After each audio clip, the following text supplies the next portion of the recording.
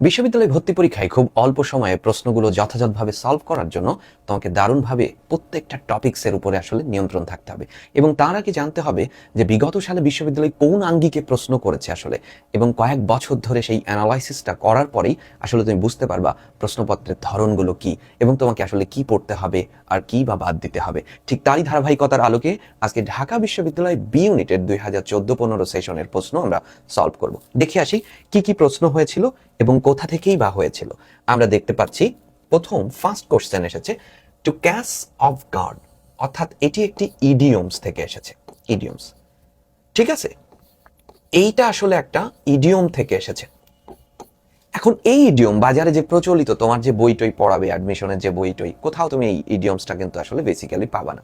এটা কোথা থেকে দিয়েছে এবং এ যাবৎকালে ঢাকা বিশ্ববিদ্যালয়ে যত ইডিয়মস এসেছে সব এই বই থেকে আসছে। এটা আবার কি বই? বোর্ডের বই, বোর্ডের সেকেন্ড পেপার বই। আমরা শুধু বোর্ডের ফার্স্ট পেপার বই আছে এরকমই জানি, সেকেন্ড পেপার মানেই পাঞ্জেরি গঞ্জেরি এইসব আমরা বুঝি না। না, এটা বোর্ড কর্তৃক সেকেন্ড পেপার বই এবং এটা যে কত দারুণ একটা বই এটা না পড়লে বোঝা যাবে না আসলে। এখান থেকে আসলে, এবং সব ইডিয়মস দেখি এখান থেকেই পাওয়া যায়, একটু আনকমন টাইপস হইলেই দেখা যাচ্ছে। তাহলে ক্যাচ অফ গার্ড শব্দের অর্থ কি আসলে? ক্যাচ অফ গার্ড বলতে টু সারপ্রাইজ সামওয়ান, কাউকে কি করতেছো? সারপ্রাইজ করতেছো। কখন? তাও হোয়েন, যখন দে আর নট প্রিপেয়ার্ড। এই বই থেকে আমি নিয়েছি, অর্থাৎ প্রস্তুত না সে। প্রস্তুত হইলে তো আর সারপ্রাইজ বলে কয়ে হবে না। টু ক্যাচ সামওয়ান আনপ্রিপেয়ার্ড অবস্থাতে কাউকে ধরা। টু গেট সামওয়ান আনএক্সপেক্টেড, ঠিক আছে। তাহলে to get someone when he or she is careless, ঠিক ওই সময়ে গেলা, হ্যাঁ, তখনই সেটাকে বলা হচ্ছে ক্যাচ অফ গার্ড। ইডিয়মস থেকে আসছে, তার মানে ইডিয়মস তোমাকে আসলে পড়তে হবে সকল ইউনিটের জন্যই। সেকেন্ড প্রশ্ন দেখি টেক্সট বই থেকে, তৎকালীন টেক্সট বুক থেকে, হ্যাঁ। এবং এই কবিতা তো তোমরা এখন এই কবিতা আসবে না আসলে, যেহেতু এটা আমাদের এখন টেক্সটে নাই। এই কবিতা তোমরা এখন অবশ্য থিম আকারে তোমরা পড়েছো এইচএসসির জন্য, ওডিমেন্ডিয়াস, ঠিক আছে, ওজিমেন্ডিয়াস পার্সি বেশি শেলি, পিবি শেলির লেখা একটা কবিতা। পিবি শেলির লেখা একটা কবিতা, বুঝতে পারছো? পিবি শেলি, পার্সি বেশি শেলির লেখা কবিতা। এই কবিতাতে ফারাও রাজাদের একজনকে লেখা হয়েছে, অর্থাৎ রাজা ওজিমেন্ডিয়াস। উনি এতটাই দাম্ভিক ছিল, ওনার নিজের নামে নিজের একটা মূর্তি বানাইলো, এটা ধরো এরকম। এবং এটা হচ্ছে প্যাডেস্টাল, বেদি। এই বেদিতে লিখে রাখছিল আই অ্যাম ওজিমেন্ডিয়াস, আমি ওজিমেন্ডিয়াস, কিং অফ কিংস, রাজারও রাজা। এই কিং অফ কিংস বলতে আসলে কি বোঝানো হয়েছে? এই প্রশ্ন ঢাকা বিশ্ববিদ্যালয়ে এসেছিল এবং এবার কবিতা থেকে আরো নানা ধরনের প্রশ্ন হতে পারে, এই জন্য পয়েন্ট বুঝতে হবে। এটা খুবই জটিল একটা উত্তর, যারা ইংরেজি লিটারেচারে কেউ এই ক্লাস দেখলে অবশ্যই বুঝতে পারবে এইচএসসি থেকেও, যেটা খুবই জটিল প্রশ্ন। রাজা ওজিমেন্ডিয়াস বলল, আমার নাম ওজিমেন্ডিয়াস, আমি রাজারও রাজা। ইয়ে লুক অন মাই ওয়ার্ক, আমার কাজকে দেখো। মাইটি অ্যান্ড ডিসপেয়ার, প্রবল, পরাক্রমশালী এবং ধ্বংসকারী। এই বৈশিষ্ট্য তো শুধু সৃষ্টিকর্তার একজনেরই আছে, প্রবল, পরাক্রমশালী এবং ধ্বংসকারী। বলছে ইয়ে look on my work, মাইটি and despair. কি ভয়ানক দম্ভ ফুটে উঠেছে, আমি রাজারও রাজা। হোমার যেমন পয়েট অফ পয়েটস, কবিদের কবি, ওজিমেন্ডিয়াস ঠিক একইভাবে বলল কিং অফ কিংস, রাজারও রাজা। এটার মধ্যে দিয়ে কি প্রকাশ পেয়েছে? এমনি টোন শুনে বুঝতে পারছো, খুবই উদ্যত প্রকাশ পেয়েছে, অতিরঞ্জন প্রকাশ পেয়েছে, বাড়িয়ে বাড়িয়ে বলা প্রকাশ পেয়েছে, যেটাকে আমরা হাইপারবোল বলি, এক্সাজারেশন, হাইপারবোল। এই লাইনের জন্য আমি এটার পক্ষে উত্তর দিলাম, কিন্তু পুরো কবিতার আলোকে এটা আসলে আইরনি হতে পারে, পুরো কবিতার আলোকে আইরনি হতে পারে। সার্কাজম তো বুঝোই, ব্যঙ্গ করা। ধরো তুমি গান গাচ্ছ, আমি বললাম ওয়াও, মানে খুবই বাজে কণ্ঠ তোমার ধরো, বাট আমি বলছি wow you should go to Bollywood, তোমাকে তো অবশ্যই বলিউডে যাওয়া উচিত, এই যে একটা ব্যঙ্গ করলাম, সেটা সার্কাজম না। এই লাইনের মধ্যে রাজারও রাজা, হাইপারবোল টোন রয়েছে, অতিরঞ্জন, এক্সাজারেট করেছে। আবার আইরনি কোন দৃষ্টিতে? পুরো কবিতা কিন্তু আইরনির আলোকে পড়বে। আইরনি মানে শুরুটা হয়েছিল রাজার দম্ভ দিয়ে, শেষটা হলো একদম তাকে টেনে হিস্ট্রে, তার ওই মূর্তি ভেঙে চুরে মরুভূমিতে মানুষ ফেলে দিয়ে যায়। তার মৃত্যুর পরে পৃথিবীতে কোনো জায়গা তো হয়নি, তার জায়গা তো হয়নি, তার মূর্তিটাকেও ভেঙে চুরে চুরমার করে, শাটার্ড অ্যান্ড ভিসেস বলেছিল, চূর্ণ বিচূর্ণ করে মরুভূমিতে ফেলে দিয়ে যায়। অর্থাৎ শেলির সাথে একটা লোকের দেখা হয়, শেলি তাকে প্রশ্ন করে, তোমাদের রাজা ওজিমেনের প্রথম লাইন মনে হয় এরকম, I met a traveller from an antique land, প্রাচীন ভূমি থেকে আসা এক ভ্রমণকারীর সাথে আমার সাক্ষাৎ। আমি তাকে বললাম, তোমাদের রাজা ওজিমেন্ডিয়াসের খবর কি? সে বলল, আমি তো দেখে আসলাম পাথরের দুই বিশাল আর বিচ্ছিন্ন পা মরুভূমিতে টেনে হিসড়ে মানুষ রেখে গিয়েছে। একটা আইরনি হয়েছে, শুরুটার যে পিক ছিল সেটার পতন হয়েছে। পুরো কবিতার আলোকে, এখানে তো পুরো কবিতা আসেনি, বাট কিং অফ কিংস বলতে আলটিমেটলি আমরা যেটা বুঝি সেটা হচ্ছে আমরা দেখতে পাচ্ছি যে হাইপারবোল, অতি রঞ্জন বলেছে, এক্সাজারেট করেছে। ঠিক আছে, খেয়াল করো এই লেখাটা একটু অপেক্ষাকৃত ছোট হয়েছে। আমরা দেখি আগে গ্রামাটিক্যালি একটা কনসেপ্ট নিয়ে আসি। হিজ কনভিন্সিং আর্গুমেন্ট, দেখো এর মধ্যে কোনো ভার্বই নেই, কোনো ভার্ব নেই, তাহলে এটি একটি ফ্রেজ। দ্য প্রজেক্ট, বাক্যের সাবজেক্ট, ওয়াজ হচ্ছে ভার্ব, তাহলে এটি একটি ক্লজ। এবার আসি অলদো, ভালো করে আস্তে আস্তে বুঝো। দো, অলদো, দো, অলদো, এদের পরে সবসময় ক্লজ বসে, এখানে আরেকটি ক্লজ বসে, বিপরীত ধর্মী সম্পর্ক, তাহলে এটা তো ফ্রেজ, এখানে দো অলদো বসে না, এ বাদ।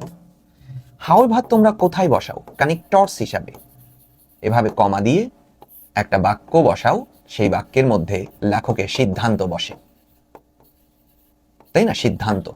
কিন্তু এখানে তো ফ্রেজ, বাক্য না, বাদ। ডেসপাইট, খেয়াল করো, ডেসপাইট এবং ইনস্পাইট অফ, যেহেতু এরা প্রেপোজিশন, প্রেপোজিশনাল ফ্রেজ, এদের পরে নাউন ফ্রেজ বসে। হিজ প্রোনাউন দিয়ে শুরু হয়েছে, এটি কিন্তু একটি নাউন ফ্রেজ। ইনস্পাইটের পরে অফ বসে, কিন্তু এখানে বসে নাই, তাই উত্তর হয়নি, তাই এখন অ্যান্সার হচ্ছে despite.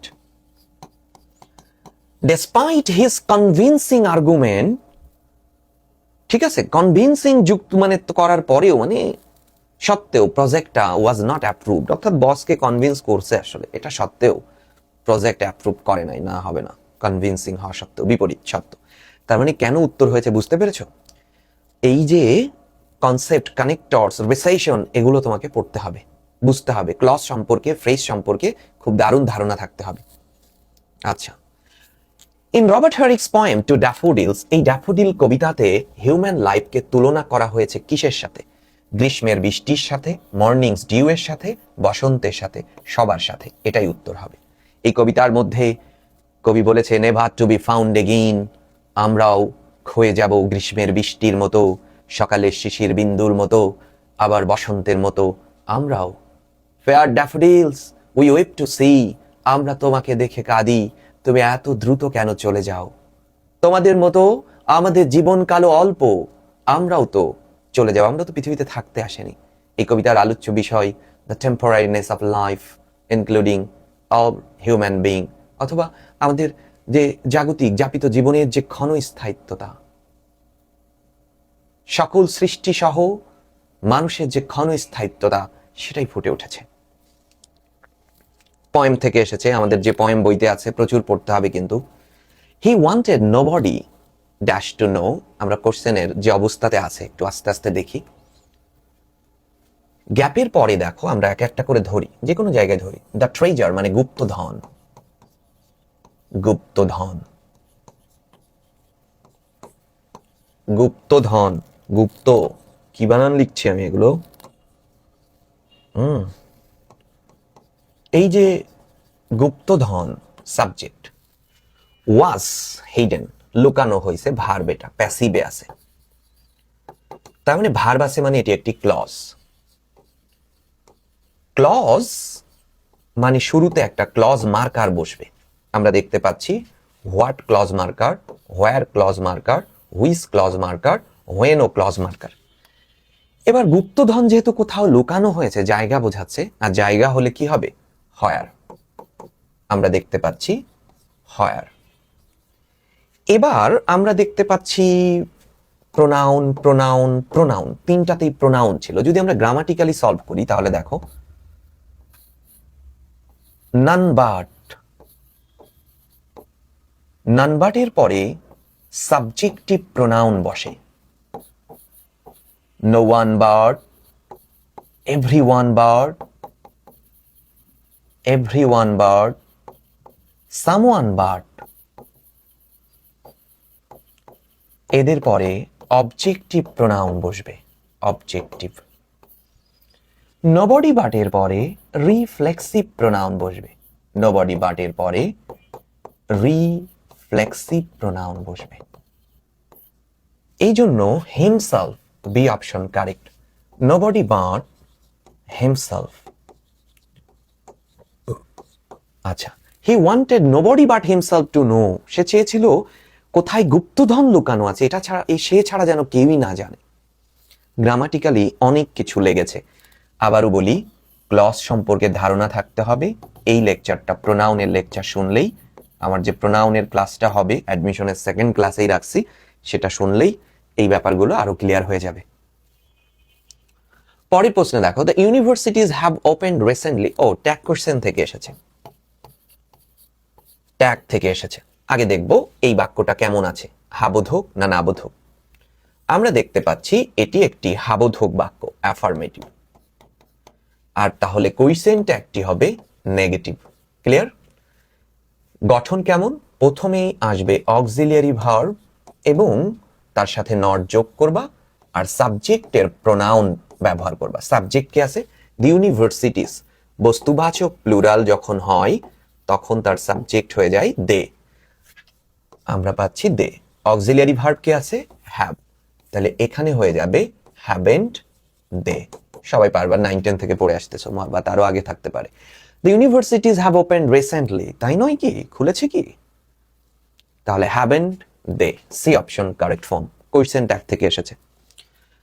The word fabricate, vocabulary. Fabricate শব্দের অর্থ নির্মাণ করা, এরকম উৎপাদন করা। দেখতেছো একটা কারখানাতে নির্মাণাধীন কর্মকাণ্ড চলছে, ম্যানুফ্যাকচার করা। ডেমোলিশ মানে তো ধ্বংস করা, রিফ্রেশ তো বুঝোই, অ্যারেঞ্জ আয়োজন করা। ডেমোলিশ, অ্যাবলিশ করা, ঠিক আছে? অ্যানাইহিলেট, ম্যানুফ্যাকচার থেকে। পরের প্রশ্নে চলে আসো, সেভারাল নিউ ডিজিজেস, অর্থাৎ বলতেছে বেশ কিছু নতুন রোগের কি হয়েছে। গ্রো আপ শব্দের অর্থ হচ্ছে বৃদ্ধি পাওয়া, ভার্বাল ফ্রেজ, ঠিক আছে? না, নতুন রোগের, রোগ তো নতুন, আগে ছিল না, এখন আসলো। কাম আপ শব্দের অর্থ হচ্ছে আবির্ভাব হওয়া, আবির্ভাব হওয়া, কাম আপ। তাহলে এটা ডিসকভার, আবিষ্কার, ফাউন্ড না। এবং এখানে আমরা দেখতে পাচ্ছ যে অনেক। কাম বাই শব্দের অর্থ পাওয়া, কাম অ্যাবাউট শব্দের অর্থ ঘটা, গ্রুপ ভার পড়তে হবে। কাম রাউন্ড মানে আরোগ্য লাভ করা, গ্রুপ ভার পড়তে হবে। কাম আপ শব্দের অর্থ আবির্ভাব ঘটা, নতুন করে উত্থান হয়ে যাওয়া। কাম আউট শব্দের অর্থ প্রকাশিত। এমন সব গ্রুপ ভার্বস তোমাকে নিয়ন্ত্রণ করতে হবে। তাহলে গ্রুপ ভার্বস কিন্তু পড়তে হবে, পিসি দাস থেকে পড়বো, এবং আমরা আবারও এই বোর্ড বইয়ের থেকে অঞ্চলগুলো আমরা দেখবো। এটা আমাদের লেকচার শিটগুলো যেটা তোমাদের দিব, সেখানে একটা সাজেশন আকারে থাকবে গ্রুপ ভার্বস। তোমাকে যে রিটেন পার্টে যে প্যারাগ্রাফ লেখা টেখা থাকবে ছোট ছোট, সেই জায়গাগুলোতে গ্রুপ ভার্ব আনতে পারা খুবই ভালো। পরের প্রশ্ন দেখো, হামিদুর রহমান। হামিদুর রহমানকে জানো তো, স্মৃতিসৌধের স্থপতি ছিল, তাই না? স্মৃতিসৌধে। তাহলে হামিদুর রহমান বা পৃথিবীর কোন স্থপতি কি যায় বলবে প্লিজ আমাকে এটা বানাইতে দেন, এটা নকশা করতে দেন, করতে দেন? না, কর্তৃপক্ষ, অথরিটি তাকে নিয়োগ করবে। তার মানে কিন্তু প্যাসিভে আছে। হামিদুর রহমানকে নিয়োগ দেওয়া হয়েছিল। ওয়াজ মানে প্যাসিভ হলে কি হবে? সাবজেক্ট, টেন্স অনুযায়ী অক্সিলিয়ারি ভার্ব, মূল ভার্বের থার্ড ফর্ম। পাস্ট টেন্সে তাহলে ওয়াজ অ্যাসাইন করা হয়েছিল। কিসের জন্য? দি আর অপের মাঝে নাউন বসে যাবে, ডিজাইন করার জন্য। অব দ্য শহীদ মিনার। খুব সরল, প্যাসিভ ভয়েস থেকে এসেছে, অর্থ কাজে লেগেছে। পরের প্রশ্ন দেখো, control dash Saba, everything is fine. তো সব ঠিক আছে তো, নিউ মানে তুমি, সো ডোন্ট স্টার্ট ক্রাইং, স্টার্টের পরে কিন্তু জেরান বসে, কান্না করো না, মানে কিছু আছে, মানে সবই ঠিক আছে, তারপরে কিছু মেয়েরা আছে একটু ঢং করবে, কান্নাকাটি করবে, বুঝছে না? সাবা, কন্ট্রোল করো। তো কন্ট্রোল কে করবে? নিজেই করবে, কেউ তো আর বলে দিবে না, মানে করাই দিবে না। তোমার কন্ট্রোল তোমাকেই হতে হবে। সাবজেক্ট যখন নিজেই নিজের কাজ করবে তখন কি রিফ্লেক্সিভ প্রোনাউন বসবে, yourself, কন্ট্রোল yourself সাবা, ঠিক আছে? রিফ্লেক্সিভ। তাহলে এই প্রশ্নটাও কিন্তু আমরা দেখলাম ইতিমধ্যেই প্রোনাউন থেকে দুটো প্রশ্ন এসেছে। তার মানে আমরা দেখতে পাচ্ছি প্রোনাউন কিন্তু আমাদের বি ইউনিটের জন্য ভীষণ ভীষণ গুরুত্বপূর্ণ। আচ্ছা, রহিম ইজ ওয়ান। আচ্ছা, আমরা দেখতে পাচ্ছি ওয়ান অফ, আমরা জানি ওয়ান অফ, সেই দৃষ্টিকোণ থেকে আমরা এই দুটো নিচ্ছি। এবার বলতেছে কুসংস্কারাচ্ছন্ন ব্যক্তি, আই নো। রহিম অন্যতম একজন কুসংস্কারে আচ্ছন্ন ব্যক্তি যাকে আমি চিনি। তাহলে ওয়ান অফ দা, দা এর পরে কি হচ্ছে? সুপারলেটিভ বসে যাচ্ছে, সুপারলেটিভ ডিগ্রি, কম্প্যারিজন আমাদের পড়তে হবে। এই জন্য one of the most superstitious people. বুঝতে পেরেছো? তার মানে আমাদের ডিগ্রি, অ্যাজেক্টিভের চ্যাপ্টার খুব ভালোভাবে সব পড়তে হবে। অ্যাজেক্টিভের আদ্যপান্ত লাগবে, অ্যাডজেক্টিভের আদ্যপান্ত লাগবে। আচ্ছা, পরের কনসেপ্টে আসি। আমরা দেখতে পাচ্ছি দিস নিয়ে আছে, তাহলে এদেরকে আমরা ডেমনস্ট্রেটিভ প্রোনাউন, আবারও দেখো প্রোনাউন এসেছে,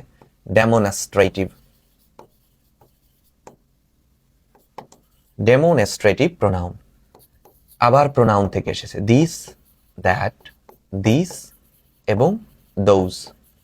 খেয়াল করো, এই দিস এবং দ্যাটের পরে নাউন সিঙ্গুলার, ভার্ব সিঙ্গুলার, এই দিস এবং দোজের পরে noun plural, verb plural. Clear? এখন দেখো পেয়ার অফ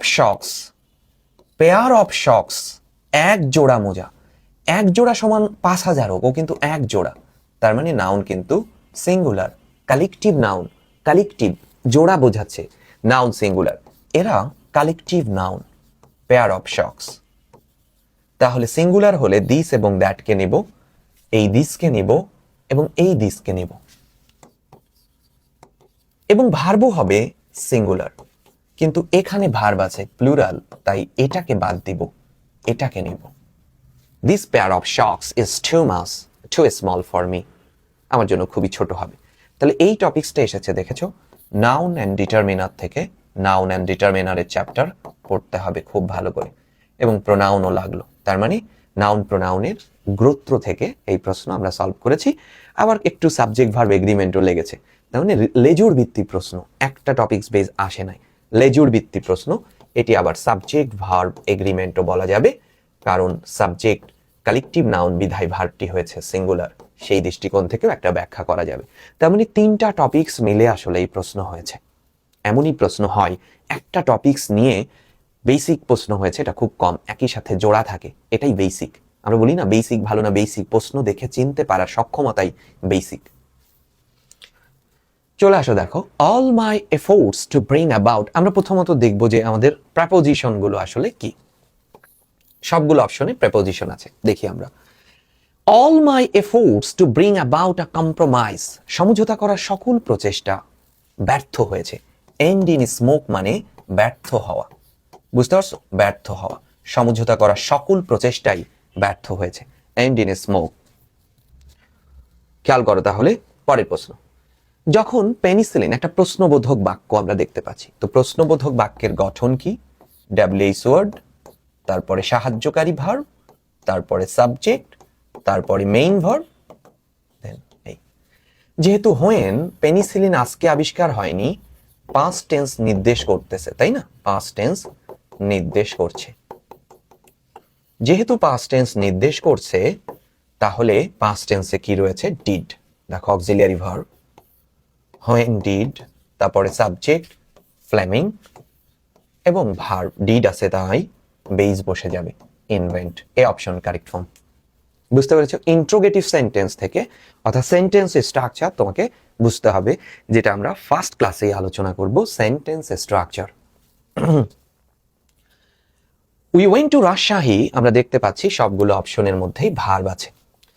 আমরা রাজশাহীতে গিয়েছিলাম গত মাসে, টু সি দ্য হাউস, যেখানে আমরা 60-এর দশকে বসবাস করতাম, এখন আর করি না।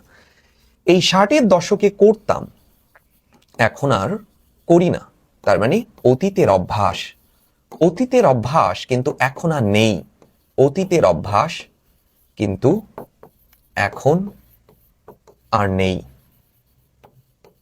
বুঝতে পেরেছ? তখনই বসে যাবে ইউজ টু এর পরে ভার্বের বেইজ। যেমন ধরো বললাম I use to play football, আমি আগে ফুটবল খেলতাম, এখন আর খেলি না, অতীতের অভ্যাস এখন আর নেই, তখন ইউজ টু।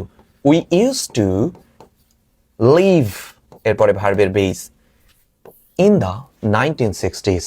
আশা করি বুঝতে পেরেছো, মডেল থেকে এসেছে, তাহলে এই কনসেপ্ট হচ্ছে মডেল ভার্ব, মডেল পড়তে হবে, সেখান থেকে ট্রান্সলেশন টোন করাও শিখতে হবে। হোয়াইল দ্য ম্যান, হোয়াইলের স্ট্রাকচার দেখো, হোয়াইল দেখেই আমি বুঝে ফেলেছি, ক্লজ মার্কারের হোয়াইলের পরে সাবজেক্ট ওয়াজ অথবা ওয়্যার, ভার্বের আইএনজি ফর্ম বসবে, পাস্ট কন্টিনিউয়াস, অথবা হোয়াইলের পরে যখন ফ্রেজ বসাতে চাইবা, ভার্বের আইএনজি ফর্ম দিয়ে নিবা। এখানে যেহেতু হোয়াইলের পরে দ্য ম্যান সাবজেক্ট আছে, তখন আমার মনে হয়েছে এইভাবে বসবে। তাহলে while the man সিঙ্গুলার, তাহলে was ing from নাই, was working এইটুকু হতে পারে, was working এইটুকু হতে পারে। বি এবং ডি এর দুটো অপশনের প্রথম অংশটুকু ঠিক আছে, while the man was working। Clear? আচ্ছা, in the field suddenly a dog came and, conjunction হলে উত্তর করা অনেক সহজ হয়, কনজাংশনের আগে যা থাকবে পরে তাই হবে, কিন্তু বাইট এটির জন্য হয় নাই, বাদ বিট হচ্ছে past form, and beat him। Clear? তাহলে এই সলভ করতে আমরা while এর ব্যবহার লেগেছে, যেটা ক্লিপস্টোফেলের 61 নাম্বার পেজে আছে, এবং কেম ভার্বের অর্থাৎ কনজাংশনের ব্যবহার লেগেছে, আসলে বেসিক কনসেপ্ট প্যারালেল ব্যবহার লেগেছে। ক্লিয়ার? পরের প্রশ্ন দেখো, ওই ড্যাশ টু ঢাকা ইন 1994, তার মানে আমরা ঢাকায় এসেছিলাম 94 সালে, পাস্ট টেন্স, বা গিয়েছিলাম, এসেছিলাম বা গিয়েছিলাম, আচ্ছা সবই এসেছিলাম বলেছে, কেম। ক্লিয়ার? অ্যান্ড হেয়ার সিন্স দেখে আমার পুরো কনসেপ্ট চেঞ্জ হয়ে গেছে, সিন্স দেখে আমরা বুঝতে পেরেছি পারফেক্ট টেন্স হবে, পারফেক্ট।